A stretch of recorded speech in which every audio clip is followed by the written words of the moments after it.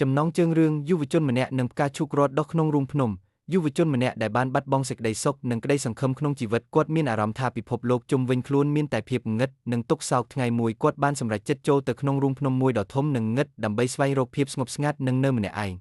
នៅក្នុងរូងភ្នំនោះមានភាពងឹតឆ្លប់គ្មានពន្លឺថ្ងៃសូម្បីតែបន្តិចយុវជននោះអង្គុយចុះទាំងអស់សង្ឃឹមស្រាប់តែគាត់បានឃើញពន្លឺតូចមួយដុះចេញពីប្រហោងថ្មតូចមួយនៅជ្រុងម្ខាងនៃរូងភ្នំគាត់ចូលទៅជិតរួចភ្ញាក់ផ្អើលយ៉ាងខ្លាំង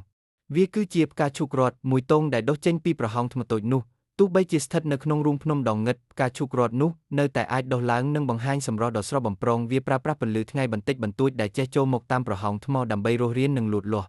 យុវជនមានការភ្ញាក់ផ្អើលនិងពេញចិត្តយ៉ាងខ្លាំងគាត់បានរៀនមេរៀនដ៏មានតម្លៃពីផ្កាឈូករត់នោះ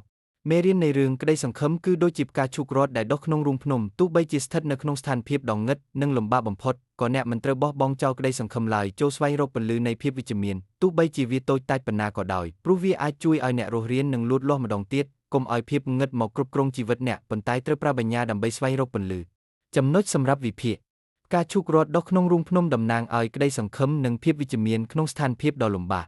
រូងភ្នំដ៏ងឹតជានិមិត្តរូបនៃវិបត្តិ crisis និងភាពទុក្ខសោកក្នុងជីវិតពន្លឺថ្ងៃតូចតាចតំណាងឲ្យឱកាសនិងក្តីស្រមៃដែលអាចជួយឲ្យយើងរួចផុតពីបញ្ហាការអនុវត្តក្នុងជីវិតតើអ្នកធ្លាប់ជួបស្ថានភាពដ៏លំបាកហើយអ្នកមិនបោះបង់ចោលក្តីសង្ឃឹមដែរឬទេតើអ្នកគួរធ្វើដូចម្តេចដើម្បីពង្រឹងជំនឿចិត្តលើខ្លួនឯង